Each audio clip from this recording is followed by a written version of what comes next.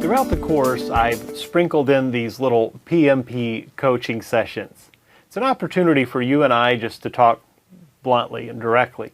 So I'm going to share with you some real coaching advice that you need. This first section, we talked all about the PMP exam. And as far as PMP coaching goes, I think one of the hardest things for people to do is to get started, to take those first steps, those first actions to move towards any goal. 6 years ago, I ran a marathon, and I was right at 5 hours. I mean, really slow, I know. I'm not bragging. I was just happy to finish. That was my 5th marathon that I'd done. And then I said no more. I was done with that type of workout. I'm too old for that, right? Well, I got fat, got depressed, got lazy, got old. And 6 years, or actually 5 years later, I said, this is ridiculous. There's no reason why I can't do one more and get back in shape and to feel good in my life again. So I started taking these little tiny steps to begin working out again, to lose weight, making small changes in my diet. But I had to start somewhere. And so over time, I was like, okay, can I just go for a fast walk and then jog for a block and then walk for a block and then run a mile and then 5 miles. And eventually I was able to run that marathon.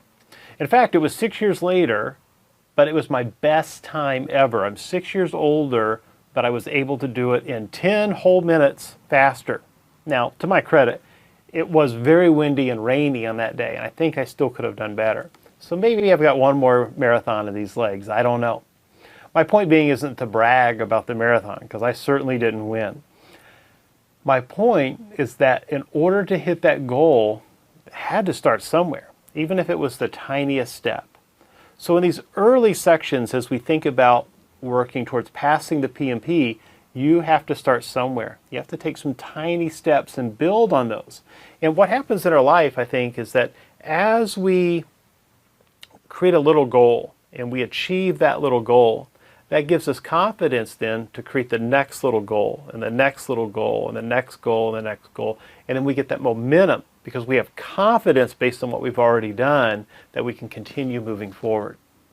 So if you're ready to move into the next lecture, but you've not yet started your PMP exam application, the assignment for this lecture, I really want to encourage you to take some time to hop out there and do that. You will never pass the PMP if you don't apply for the PMP. So even if you go out there and all you do is enter your name and your address, at least you've started. Now you've got 90 days to complete it once you start. And I think that's very feasible for anyone to do. But you've got to take some concrete steps. So I want to give you that opportunity now. And when you're ready, let's move on and wrap up this section, and then we'll get into some new material. So I'll see you real soon.